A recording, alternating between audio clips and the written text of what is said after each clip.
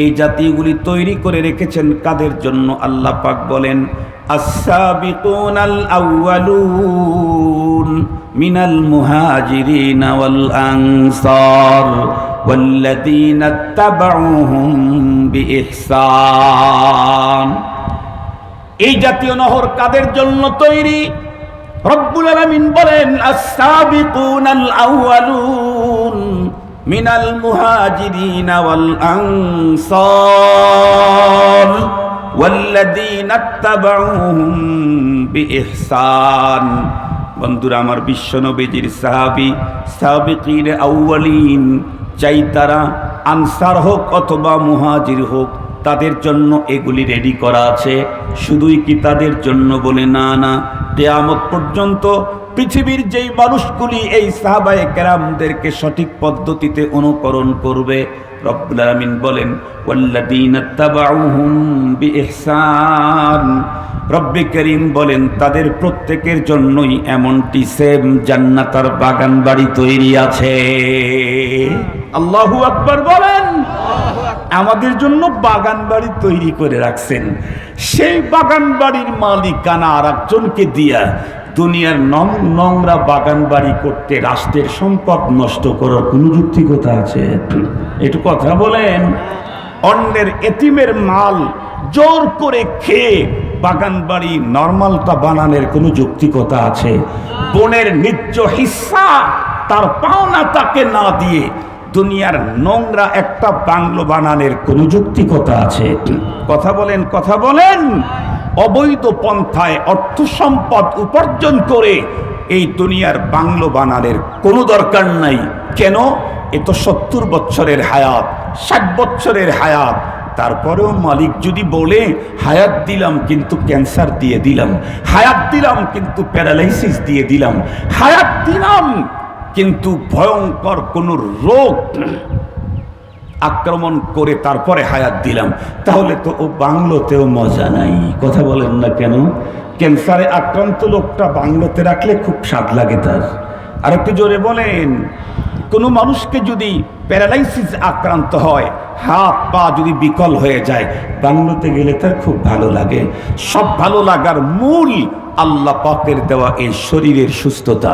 শরীরের সুস্থতা যদি না থাকে, পৃথিবীর কোনো বাংলো, কোনো অট্টালিকা, কোনো স্টার মার্ক, কোনো তারকা, কোনো নায়িকা, কোনো গায়িকা, কোনোটাই মজা লাগে না। সব মজার মূলে হলো আল্লাহ প্রদত্ত সুস্থতা।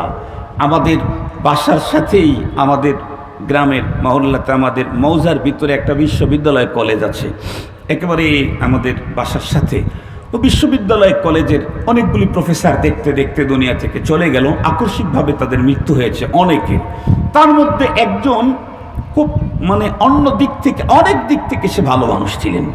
অনেক দিক থেকে, অল সাইডে তো আমরাও ভালো না, সব দিক থেকে কি আমরা উন্নত না? আমাদেরও তো কত দোষ আছে, কত ত্রুটি আছে, কত ঝামেলা আছে, আল্লাহ তাআলা ভালো জানেন। দোষ ত্রুটি তো আছেই সবার, কারোটা জাহের, কারোটা বাতেন, কারোটা ওপেন, কারোটা গোপন। দোষ ত্রুটি আছেই, আবার ভালোও আছে, কারোটা জাহের, কারোটা বাতেন। মুহতারাম হাজিরিন, ওই বেচারা ভদ্রলোক আব্দুস সালাম, প্রফেসর আব্দুস সালাম, আল্লাহ তাকে জান্নাত দান করুক। তারা স্বামী স্ত্রী দুইজনেই কলেজের প্রফেসর, কিন্তু লোকটা আচার আচরণে অতি ভদ্র। কথাবার্তা, নামাজ কালাম, ওলামা ইকরামের প্রতি শ্রদ্ধা ভালোবাসা, মুরব্বীদের প্রতি এজাজ একরাম, এক অনন্য গুণের অধিকারী এই আল্লাহর বান্দা। হঠাৎ এক সময় শুনতে পারলাম যে, দেখি না, একই বাজার তো, আসরের পরে বাজারে ঢুকলেই দেখা হয়, দেখি না। জিজ্ঞেস করলাম কি বলে, স্যারকে তো দেখি না। বলে, হুজুর আপনি জানেন না, স্যারের কিডনি ড্যামেজ। কিডনি ড্যামেজ তো এখন কি করে? বলে ডায়ালিসিস করে। পরে একদিন আমি বাজার, আর একটা বড় বাজার থেকে আসতেছি, আল্লাহর কি কাম, একই ভ্যানে। তা আমি তখন ওনাকে জিজ্ঞেস করলাম, স্যার কি অবস্থা?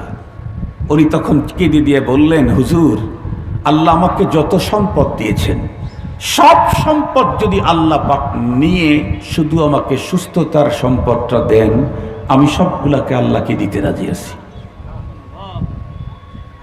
এ জীবনে যত সম্পদ ইনকাম করেছি আমি, আল্লাহ আমাকে দিয়েছেন, সব সম্পদ যদি আল্লাহ আমার কাছ থেকে নিয়ে নেন, বিনিময়ে যদি শুধু সুস্থতা দেন, আমি স্বতঃস্ফূর্ত এই আল্লাহর নেয়ামতকে আল্লাহকে দেব, বিনিময়ে আমি সুস্থতা দেব। তাহলে বুঝেন সুস্থতা কত বড় নেয়ামত। আমি যে বনের হক নষ্ট করে বাংলো বানাইলাম, আমি যে রাষ্ট্রের হক নষ্ট করে বেগম পাড়া, হাজবেন্ড পাড়া ঘর তৈরি করলাম, এখানে একটু মজা নেব। বলুন তো দেখি, বাংলো বানাইলে কি মজা হয়? কথা বলেন। কত বাংলোর ভিতরে কত মানুষকে চিৎকার করতে আমরা দেখেছি, আপনারাও দেখেছেন। আসল মজা কার নিয়ন্ত্রণে? আসল মজা কার নিয়ন্ত্রণে?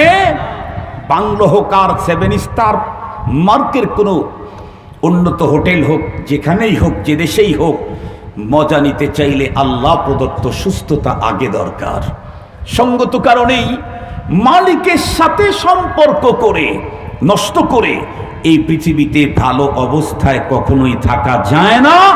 আমার ওয়াজে যদি বুঝে না আসে, বিগত 36শে জুলাই মাসের দিকে তাকাইলেই বোঝা যায় যে হারাম পন্থায়, অবৈধ পন্থায় আসমানের মালিকের সাথে সম্পর্ক খারাপ করে উন্নত চেয়ার আর পাওয়ারে থাকলেও মজা পাওয়া যায় না। মজায় আছে এখন তারা? কথা বলেন, মজায় আছে তারা? এর মজার কথা বলি আপনাদেরকে। আমাদের এক এলাকার এক ভাই, আমার সাথে তার ভালো সম্পর্ক। সে বিগত সময়ে যারা ছিল ওই পার্টি করে, ওই দল করে, তবে ভদ্র মানুষ, একেবারে যুবক মানুষ, সস করে আসছে, মুখে দাঁড়িয়ে আছে, অনেকটাই ভালো মানুষ। কিন্তু যখন পল্টি খাইছে, এরপরে আমি ফোন দিয়ে 2-4 জনকে জিজ্ঞেস করছি তারা কেমন আছে না আছে। দোস্ত আদা নামকে গিরাত দোস্তে দোস্ত দর পরিশা হালি ও দরমানদেগি। প্রকৃত দোস্ত তো সেই যে দুঃখের সময় খোঁজ রাখে, তাই না? সুখের সময় তো বন্ধুর কোনো অভাব নাই। তো আমি তরেও ফোন দিয়েছি, উনি ফোন রিসিভ করেন নাই। পরে রিসিভ করে বলতেছে, হুজুর খুব কষ্টে আছি। আপনার তো কষ্ট হওয়ার কথা না, আপনি তো ওই জাতীয় ঝামেলায় জড়ান নাই।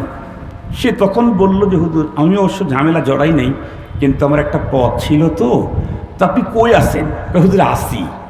আসের কোথায় আছেন? আমি তো আর এই উপদেষ্টাও না, আমি প্রশাসনেরও কেউ না, আমি রাজনৈতিক কোনো দলের নেতা কর্মীও না, আমাকে বললে তো সমস্যা না, আমি তো আপনার ভাই। সে তখন বলল, হুজুর অমুক জায়গায় আছি, হুজুর খুব কষ্ট হচ্ছে। 10-12 দিন পরেই উনি আবার চলে আসতেন ওনার ব্যবসা প্রতিষ্ঠানে।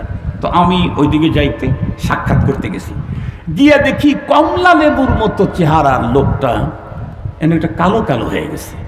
স্বাস্থ্য কমে প্রায় অর্ধেক কমছে, তার মানে 15 বৎসরের মেডিসিন খায়া 2 কেজি কমাইতে পারে নাই, 12 দিনে প্রায় 8-10 কেজি কমে গেছে, দৈনিক 1 কেজির মতো। কথার কথা বলতেছি আর কি, একেবারে লিগ্যাল হিসাব নিয়েই বলতেছি না, কথার কথা বলতেছি। তো পরে ওনাকে বললাম, এই মিয়া কয়দিন ছিলেন? 10-12 দিন। তোর মিয়া 10-12 দিনেই চেহারা শেষ হয়ে গেল, ওজন কমে গেল। আমরা তো 7 মাস ছিলাম, 7 মাস। প্রত্যেকটি মুহূর্ত নতুন নতুন খবর আসতো, এই আসতেছে। আর তখন তো ধরার স্টাইলটা ছিল একেবারে ভয়ঙ্কর, জঘন্যতম। বড় বড় মোস্ট ওয়ান্টেডের নেতাদেরকে যেভাবে ধরতো, বিগত সময়ে আলেমদেরকে সেইভাবে ধরে নিয়ে গেছে। একজন আলেমকে ধরার জন্য 10টা গাড়ি দরকার আছে, 200 পুলিশের দরকার ছিল। অহেতুক, অহেতুক। কেন? আলেম তো দৌড়ও দিবে না। বলেন তো দেখি, আমি আব্দুল বাসেত খানকে যদি এখনো পুলিশ এসে ধরে, আমি কি দৌড় দিতে পারবো? আমার একটা ব্যক্তিত্ব আছে না?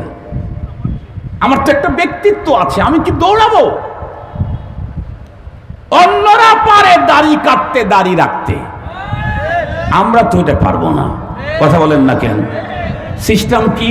যাদের আগে দাড়ি ছিল তারা কেটে ফেলছে, আর যাদের আগে দাড়ি ছিল না তারা রেখে দিয়েছে। অন্যরা পারে দাড়ি কাটতে, দাড়ি রাখতে, দাড়ি ছাড়তে, আমরা তো পারবো না কোনোদিন। ইনশাআল্লাহ আমাদের করাও লাগবে না। কেন? এই পৃথিবীতে ছোট্ট একটা দুঃখ আর বেদনাও যদি আমাকে টাচ করে, এমন কি খাবার খেতে যদি কোনো অসতর্কতা অবলম্বনের কারণে যদি কোনো মাছের কাঁটাও আমার হাতে লেগে যায়, এর কারণে আমি যদি ইমানদার হয়ে থাকি, রব আমাকে এর কারণে পরপারে উত্তম বিনিময় দান করবেন। মাছ খেতে কাঁটা লাগছে, এটার যদি উত্তম বিনিময় আমি পরপারে পাই, তাহলে দুনিয়াতে 1 দিন 2 দিন 7 মাস লুকানো ছিলাম, এর পাওনাকে আমি পাবো না? এত ছোট প্যাকেটটা যে রব আমাকে দিতে ভুলেন না, এত বড় বিশাল প্যাকেট কেমনে আমাকে না দিবেন? কোনোদিন তা হতে পারে না।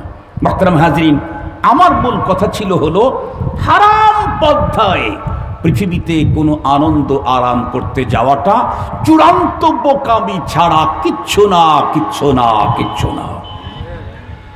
মুসলমান ভাইরা রে আমার, আমি যেই কথা বলতেছিলাম, আল্লাহ পাক রব্বুল আলামিন কোরআনে হাকিমের ওই আয়াতে কারিমাতে তার পয়গম্বরকে ডেকে বললেন, ওয়াদাক্কির ফা ইন্নাদ যিকরা তানফাউল মুমিনিন। মনে আছে নাকি? আল্লাহ তার বিশ্ব নবীকে ডেকে বললেন, ওগো হাবিব আমার, বারবার আপনি কোরআনের কথা, দ্বীনের কথা আলোচনা করতেই থাকেন কেন? কারণ কোরআনের কথা আলোচনা করলে ইমানদারদের বড় ফায়দা হয়। ইমানদারদের কি ফায়দা হয়? আল্লাহ পাক অন্য আয়াতে কারিমাতে বলেন, ইমানদারদের ইমান মূল পুঁজিটাই বাড়তে থাকে। সুবহানাল্লাহ। ইমানদারের মূল পুঁজি ইমান, ইমানটাই বাড়তে থাকে কোরআনী আলোচনার দ্বারায়। এই ওয়াজ আল্লাহ পাক তার হাবিবকে করলেন, আর তার হাবিব বন্ধুরা আমার বারবার কোরআনের কথা কাদেরকে শুনাইতেছিলেন? আল্লাহর হুকুম পালনে আবু বকর সিদ্দিককে শুনাইতেছিলেন, ফারুক আজমকে শুনাইতেছিলেন, হযরত ওসমান আলীকে শুনাইতেছিলেন। তারা কারা? এই পৃথিবী থেকে জান্নাতের সুসংবাদ প্রাপ্ত বন্ধুরা আমার পেয়েছেন বাই নেমে যারা, তারা হলেন আবু বকর, ওমর, ওসমান, আলী, নুরানি কাফেলা, যাদের সম্পর্কে আল্লাহ পাকের রাসূল বলেছেন, আলাইকুম বিসুন্নতি ওয়া সুন্নাতিল খুলাফাইর রাশিদিন আল মাহদিয়িন। অন্য হাদিসে আল্লাহ পাকের রাসূল বলেন, কুল্লু মুহদাসাতিন বিদআ ওয়া কুল্লু বিদআতিন দালালা ওয়া কুল্লু দালালাতিন ফিন্নার। আমি পয়গম্বরের পরে ধর্মের ভিতরে যে কোনো নতুনত্ব হলো বিদআত, আর প্রত্যেকটা বিদআত হলো গোমরাহি, প্রত্যেকটা গোমরাহি জাহান্নামী। পক্ষান্তরে পয়গম্বর সাল্লাল্লাহু আলাইহি ওয়াসাল্লাম আবু বকর, ওমর, ওসমান, আলী রিদওয়ানুল্লাহি তাআলা আলাইহিম আজমাইন তাদের ব্যাপারে ভিন্ন করে বক্তব্য দিয়ে গেলেন। নবী বলেন, আলাইকুম বিসুন্নতি ওয়া সুন্নাতিল খুলাফাইর রাশিদিন আল মাহদিয়িন। এ আমার উম্মতেরা, তোমাদের জন্য আমি পয়গম্বরের সুন্নত যেমন অবশ্য পালনীয়, আমার খোলাফায়ে রাশেদা আমার পরে কোনো সুন্নত যদি আবিষ্কার করে সেটাও তোমাদের জন্য অবশ্য পালনীয়। ভালো করে বোঝার জন্য চেষ্টা করবেন। আবু বকর, ওমর, ওসমান, আলী এমন মানুষ যারা বিশ্ব নবীজির পরে ইসলামের ভিতরে কোনো নতুন সিস্টেম তৈরি করলে বেদাত হয় না, সুন্নত হয়। এটা আল্লাহর পয়গম্বর নিজেই বলেছেন। অন্য কেউ যদি আমদানি করে সেটা বেদাত হয়। আবু বকর, ওমর, ওসমান, আলী বিশ্ব নবীজির দুনিয়া থেকে চলে যাওয়ার পরে তারা যদি ধর্মের ভিতরে নতুন কোনো কিছুর আমদানি করেন, তাহলে সেটা বেদাত না সুন্নত? কথা বলেন না কেন? নবীজি বললেন, আলাইকুম বিসুন্নতি ওয়া সুন্নাতিল খুলাফা। অন্য কেউ যদি বন্ধুরা আমার আমদানি করে, তাহলে নবীজি বলেন, কুল্লু মুহদাসাতিন বিদআ। যেই মানুষগুলি বিশ্বনবীজির পরে তাদের আবিষ্কৃত জিনিসগুলি পয়গম্বর সুন্নত বলে ঘোষণা দিলেন, সেই মানুষগুলাকে পয়গম্বর ওয়াজ শুনাইতেন ঘন ঘন, মাঝে মাঝেই ওয়াজ শুনাইতেন। তারা ওয়াজ শুনতেন তো শুনতেন, কিভাবে শুনতেন, কিভাবে মানতেন? এই প্রসঙ্গে একটা হাদিসের বর্ণনা আপনাদের খেদমতে দেই। কোনো একদিন আল্লাহর পয়গম্বর সাল্লাল্লাহু আলাইহি ওয়াসাল্লাম মসজিদে নববীর ভিতরে সাহাবায়ে কেরামদেরকে নিয়ে বয়ান করতেছিলেন। এমত অবস্থায় আব্দুল্লাহ ইবনে মাসউদ রাদিয়াল্লাহু তাআলা আনহু, উনি যখন শুনছেন পয়গম্বর মসজিদে নববীতে সবাইকে তালিম দিচ্ছেন, তিনি আলোচনা করতেছেন, ওয়াদাক্কির ফা ইন্নাদ যিকরা তানফাউল মুমিনিন, এই হুকুমকে পালন করতেছেন। তখন উনি দ্রুত তার ঘর থেকে বেরিয়ে গেলেন পয়গম্বরের মুবারক মজলিসে বসে নিজের ঈমানকে আরো তেজস্বী করার জন্য। কিন্তু আজীব ইত্তেফাক, আব্দুল্লাহ ইবনে মাসউদ রাদিয়াল্লাহু আনহু হাঁটতে হাঁটতে মসজিদ নববীর কাছে পর্যন্ত চলে আসছেন, নিকটেই চলে আসছেন, এখনো পর্যন্ত মসজিদের এরিয়ায় ঢোকেন নাই। এমন মুহূর্তে পয়গম্বর মসজিদে নববীর ভিতরে কিছু মানুষ এক কর্নারে দাঁড়িয়ে ছিল, তাদেরকে লক্ষ্য করে বললেন, ইজলিসু, এ বসো বসো বসো। পয়গম্বর যখন বলছেন ইজলিসু, বসো, হযরতে আব্দুল্লাহ ইবনে মাসউদ রাদিয়াল্লাহু তাআলা আনহু রাস্তাতেই বসে পড়ছেন, রাস্তাতেই বসে পড়েছেন। বয়ান শেষ, মাহফিল শেষ, আলোচনা শেষ। আব্দুল্লাহ ইবনে মাসউদ রাদিয়াল্লাহু তাআলা আনহু এরপরে নবীজির সাথে দেখা করার জন্য ভিতরে ঢুকছে। নবী জিজ্ঞেস করলেন, আব্দুল্লাহ, কই ছিলে তুমি? উত্তর করে, নবীজি, আমি পরে জানতে পারছি যে আপনি বয়ান করতেছেন। তো যখনই জানতে পারছি আপনি বয়ান করছেন, তখনই আমি বাসার থেকে বের হয়ে দ্রুত আসতেছিলাম। কিন্তু আজই ইত্তেফাক, আমি যখন মসজিদ নববীর ওইখানে এই যে রাস্তা পর্যন্ত আসছি, তখন আপনার কণ্ঠের একটা আওয়াজ আমার কানে ঢুকলো, ইজলিসু, তোমরা বসে পড়ো। আপনি বলছেন বসে পড়ো, তো আমি ওখানে বসছি, আমি আর ভিতরে ঢুকি নাই। নবী আলাইহিস সালাম হেসে দিয়ে বললেন, আব্দুল্লাহ, আমি কি তোমাকে বসতে বলছি? আমি তো বসতে বলছি মসজিদে নববীর ভিতরে যারা দাঁড়ানো ছিল, 2-3 জন লোক সাইডে দাঁড়ানো ছিল, এটার কারণে আমার জেহনি ইন্তেশার হচ্ছিল, এটার কারণে আমার একটু ঝামেলা লাগছিল, আমি তাদেরকে বসতে বলেছি। নবীজির সাহাবী তখন উত্তর করেন, ওগো নবীজি, আপনার সাহাবী আপনার কথার মিনিং বুঝতে ভুল করেন নাই, বুঝেছি আপনি কাদেরকে বসতে বলেছেন। এরপরেও বাজাহের আমার কানে যখন পয়গম্বরের আওয়াজ আসছে বসো, এরপরে দাঁড়ানোর শক্তি তো আমার ভিতরে আর নাই। নবীজির কণ্ঠে আসছে আওয়াজ বসো, এরপরে দাঁড়ানোর শক্তি তো আমার নাই। কি বুঝাইতেছিলাম, আব্দুল্লাহ ইবনে মাসউদ রাদিয়াল্লাহু আনহুর মতো সাহাবী, নবী আলাইহিস সালামের যত সাহাবী ছিলেন তার ভিতরে একজন বড় প্রথম সারির ফকিহ সাহাবী ইবনে মাসউদ রাদিয়াল্লাহু আনহু। উনিও পয়গম্বরের আলোচনা শোনার জন্য আগে জানেন না, জানতে পারছেন তো পাগলের মতো ছুটছেন। আব্দুল্লাহ ইবনে মাসউদ রাদিয়াল্লাহু আনহুর মতো ইলমওয়ালা, তাকওয়াওয়ালা, ঈমানওয়ালা, আমলওয়ালা সারা দুনিয়ার সব শাইখুল হাদিস, মুফতি, মুহাদ্দিস, মুমিনদেরকে এক জায়গায় করলে একজন সমান হবে কি? আর একটু জোরে বলেন। আপনাদেরটা বাদই দিলাম, আমাদেরকেই এক জায়গায় করেন। আজকের পৃথিবীর সমস্ত মুহাদ্দিস, মুফাসসির যারা আছে, যত ওলি আবদাল, গাউস, কুতুব আছে, সবগুলাকে একত্রিত করলেও আব্দুল্লাহ ইবনে মাসউদ রাদিয়াল্লাহু তাআলা আনহুর ফাকাহাত সমান হতে পারে না। সেই মানুষটাও পয়গম্বরের জবানের আলোচনা শোনার জন্য এতটাই নিবেদিত প্রাণ, তাহলে আমাদের কেমন হওয়া দরকার? এটা হলো আমার আজকের আলোচনার মূল কথা।